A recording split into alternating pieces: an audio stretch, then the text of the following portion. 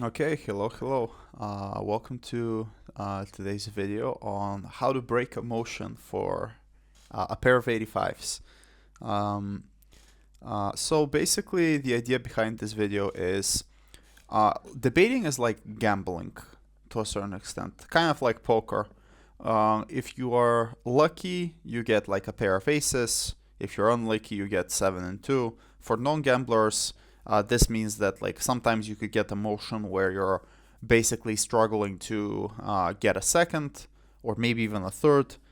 Sometimes you get a motion where you can win it and not just win it so much that you can win it with a particularly high margin. And it's the point of this video is for the second types of situations when we are in the good spot, when we know that we can maximize the outcome or the utility or whatever. That doesn't necessarily mean that you're going to get a pair of 85s. You should try as much as possible to identify firstly what are the uneven parts of the motion so that you can break them for your side. And secondly, go about a plan of basically winning on all of these possible fronts. So the reason I chose like LSE Open Round 5 was because this is a motion that, especially given our position, we were an opening opposition. We were very lucky. We could have fairly easily broken it and won with a huge margin. To be honest, I think we even didn't do all that good of a job. We didn't do it as methodologically as I hoped. Or as I wanted to. I didn't actually realize how broken of a motion this is. Like only after like maybe 8 or 9 minutes within prep is when I realized, by the way, this is giga. This is actually giga up heavy if you do this and that. So that's like the backstory of the idea of the video. Maybe I'll make some more of these.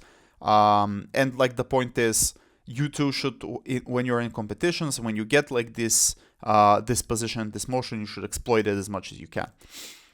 Cool. So, what's the motion?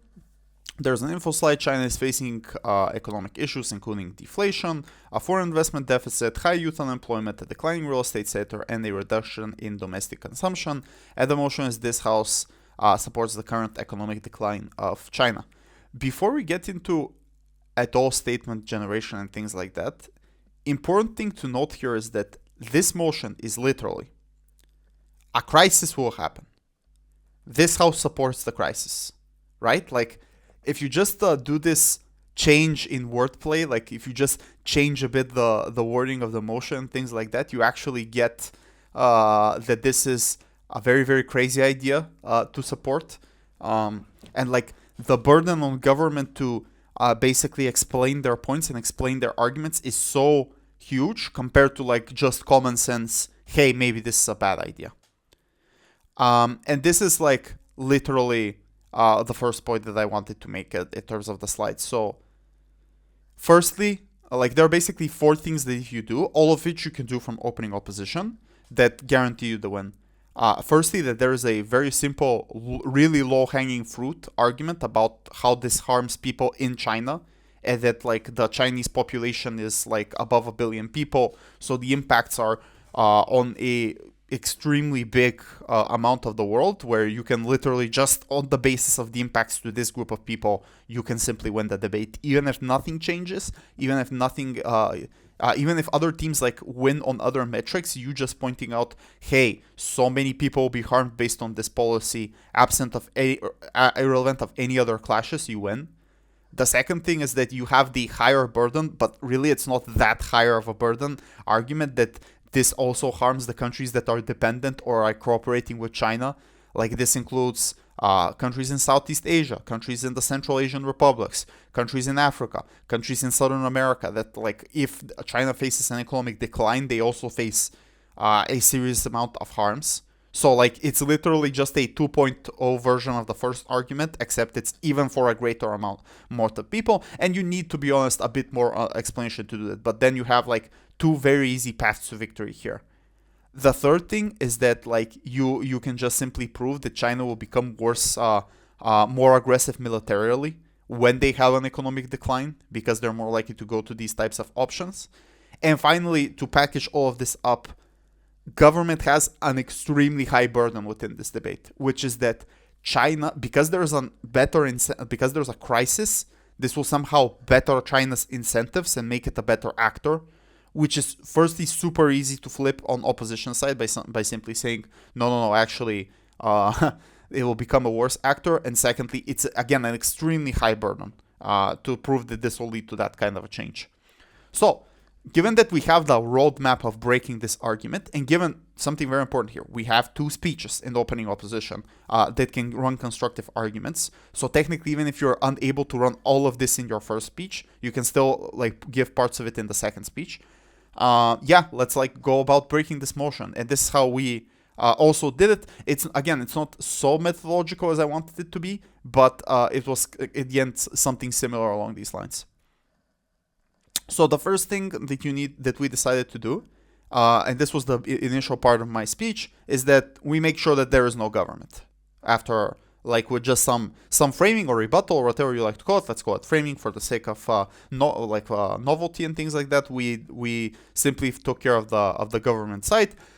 This is a strategic decision. The decision we wanted it to become in the first speech, and the leader of opposition, is that later we could say, okay, they had the chance to respond, but they didn't against opening government, because we thought opening government would be probably the biggest threat here. In reality, it was closing opposition, kind of like a mismatch on our hand. But this is what we end up thinking in prep. Alternatively, you can backload it. Like, you can explain it in the deputy leader of opposition, and that way you don't give the chance for OG to respond, which then you have to trust that the judge knows how to adjudicate properly and to understand that, yes, but you can still do that. Some judges are a bit hateful towards backloading, probably because it happened to them in the past, but in general, this is the strategy diversion that you should do. So basically, how do we make sure there is no guff? There are basically 2 things to prove here. First thing, the incentives to keep power will remain the same. This will still be a dictatorship.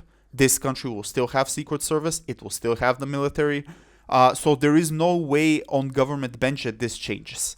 Yes, you could explain that maybe they have a bit less funding, or like more or less funding, but that doesn't mean that you will necessarily not allocate to these types of infrastructure, like secret service, like military police, like police, especially if you want to retain power. So you'll most likely cut the spending from other things, but not from the things that basically guarantee your security, as the CCP and stuff like that. So like this will never lead to a change in like the current incentives or the model of the country and things like that. But what does change, and here's the important thing, is that you no longer have the ability to use economics means of control. So this could mean firstly like soft power, like for example giving loans and giving promises to other countries, or internally for your own population to like basically keep them happy, giving them jobs, giving them services and things like that. The basic means of this is that you don't have the carrot anymore. So before, China would have both the carrot and the stick, and it will sometimes use the carrot, sometimes use the stick. When they don't have the carrot right now, they'll only use the stick, because this is the only thing that remains. So this means 2 things. Firstly, that China will become militarily more aggressive, and there are symmetrical incentives as to why they will be militarily aggressive. They're close to a very neighboring enemy countries like Japan, Korea, and like other more neutralish, but still like they could be counted as enemy countries that are around them. They perceive this as a risk. Secondly, they want to generate nationalism. How do you do that? With giant military parades and stuff like that. So you'll never defund the military and things like that. But now, when you don't have the means to economically control countries, this is the moment when you're more likely to use military means of controlling them, especially if you are in a need of resources. So in the current incentive system, when China is rich and doesn't really care that much about certain islands, but now when there's an economic decline, this is the moment when you, for example, want to create military bases, take on those territories, and push these things. The analogy that you could use here is like the Russian-Ukraine war, and how they became like much more aggressive towards them the past few years.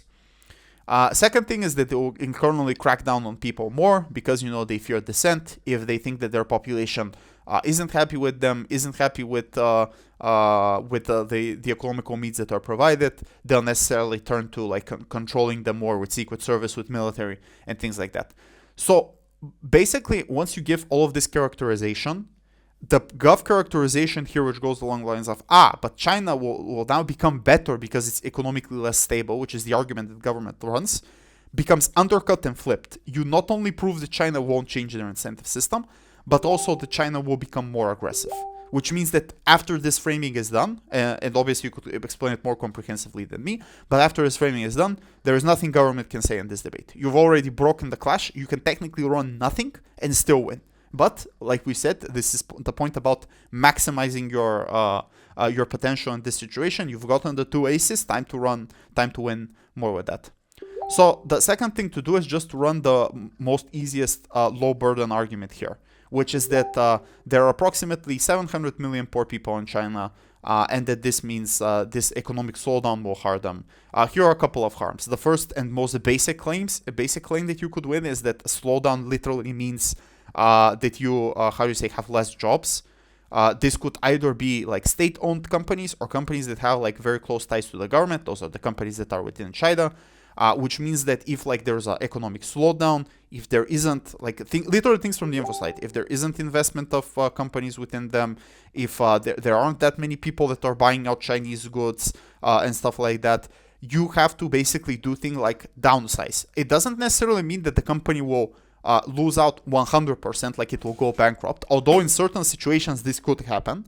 But in the medium situations, most likely this will mean that the company will downsize, it will lay off a certain portion of the workers, leave them without jobs and things like that, which is ultimately super harmful because for many people, especially those that work in factories in rural China, this is the only source of employment that they could have. Which means that all of the harms of not having a job, like you not being able to feed your family, you turning to crime, and all of these things get created. Secondly, is that this just simply means that there's less tax revenue, which means that services like either slow down or stop. This is critical services like healthcare, education, infrastructure building. Again, they will never stop the money for the military in their means of control of the population, but they will stop these things because they're less important to them as, like the CCP that is currently ruling. Which means that in general, people's lives get worse on the ground. And China currently is providing like good things to their population. They're trying to re-educate them. They're trying to provide the basic means of healthcare. They're trying to build like roads and infrastructure systems so that they have economical opportunity and stuff like that. Which means that, again, these people are harmed. Thirdly is like just simply a decline in the real estate sector means that the main main investment of people goes down. And also companies go bankrupt. So when we're talking about people, I assume this. Maybe someone who is from the Chinese viewers can correct me, but like it works the same way as it works in like Eastern Europe. People think that their main source of investment will be their home.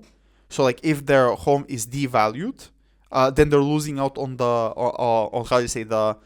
the amount of savings that they have because they bought the asset for one price and then all of a sudden the price goes down tomorrow and it's worth less that.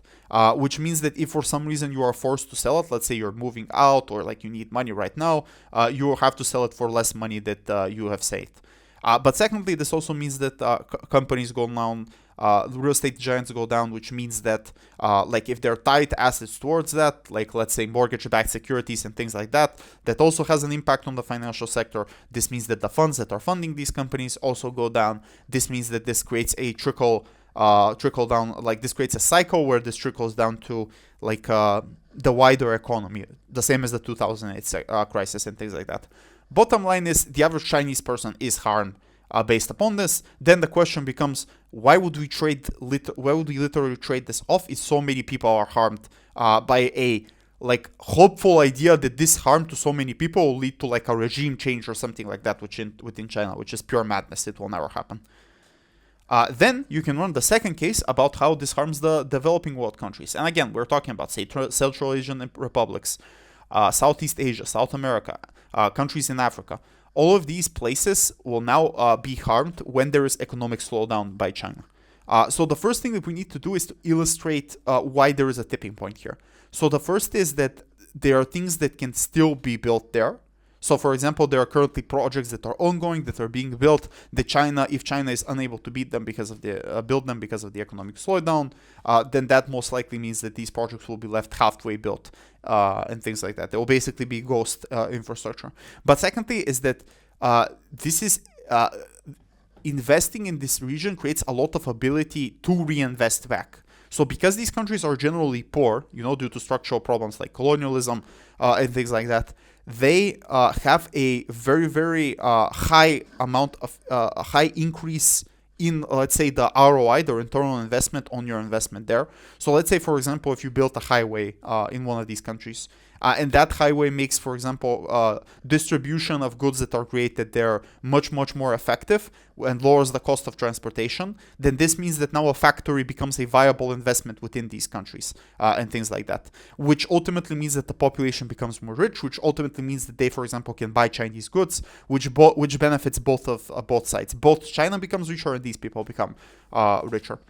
Secondly, what does China build there? It builds critical infrastructure like, let's say, electricity, electrical grids, roads, very basic things that in certain places may not exist, that are prerequisites to building the Belt and Road infrastructure. China also gives them, wink wink, institutional knowledge, which debaters from Australia really like to say as a buzzword, but they don't really explain what this means. Here is what this means. China literally teaches them how to do this. China literally upskills the population there so that they can become more and more core workers that can be useful to their future factories, future ports, and things like that. Of course, they do have an incentive to bring Chinese workers, but there's only so many Chinese workers that they can bring there, right? After a certain moment, they need to utilize the local population as well. China also builds trade infrastructure. So this is things like, for example, highways. This is things like, for example, train lines that mean, or ports, that means that other businesses can prop up. Because now when you have movement of goods and people, these people need to sleep at hotels. People need to sleep at cafes and things like that. So now other businesses prop up based upon the street. Even if this is the worst case, where none of these assets, and this is the government response, remain within these countries, at least additional businesses are propped up.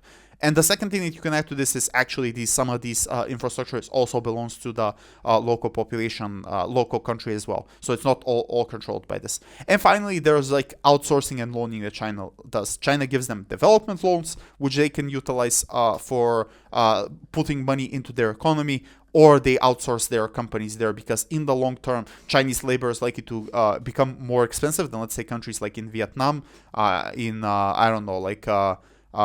Vietnam and countries like this, so that in general this leads to economic development within these types of countries. So the burden to prove, this is the characterization. In order to prove why the characterization is likely, we need to give incentives to why China will invest in these countries and have good incentives.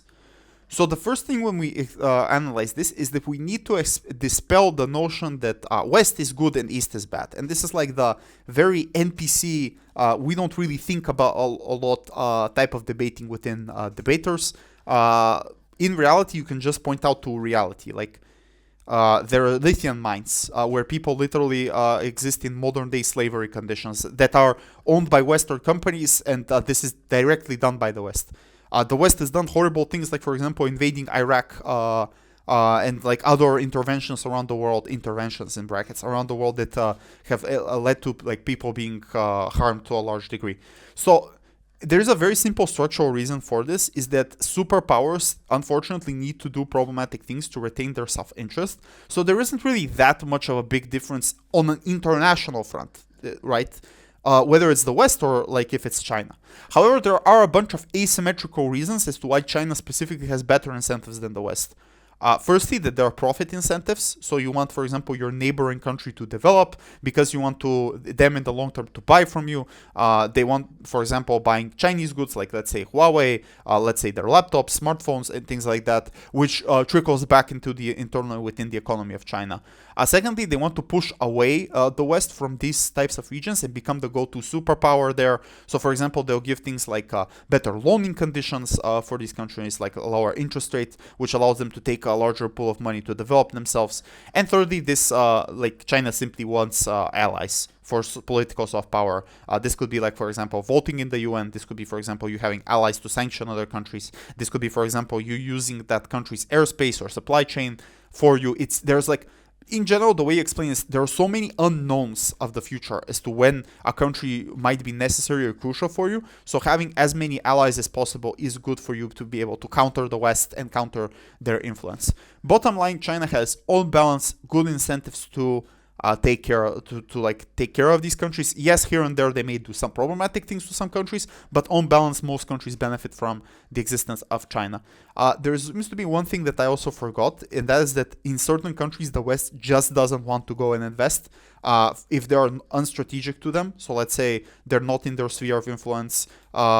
Maybe they don't have necessarily economical benefit from this type of place. So it is to a large degree asymmetrical China investing in this type of territories because they're, for example, within the sphere of influence of China, or like China wants to development in the long term for their Belt and Road Initiative and things like that. So I kind of explained this slowly, but if you kind of explain it fastly and you go through each of these burdens and explain why they win the debate between two speeches, you can really break this motion and you have like a lot of content and a lot of different paths to victory that you can run. So this is kind of a bit different from the standard way that I do my speeches, or the standard way that like motions are analyzed within this channel. But again, the way you should look at it, this is a tool in the toolbox that you have to utilize sometimes. This is the moment where you specifically need to utilize the spamming, when you have the position and when you have the motion that's like broken for your side. You can just spam all these arguments and go through and win. This is how we also did it at the Taiwan motion in round 7 of Madrid Worlds, where I got like a 90 and Nikki got an 89. We literally did the same thing, which is here are multiple paths to victories. Here's how we win on all fronts. Here's why opening government basically doesn't, here's why government bench doesn't exist within this debate. So yeah, cool. I hope this was helpful. Let me know your thoughts, and yeah, like and subscribe. See you in the next video.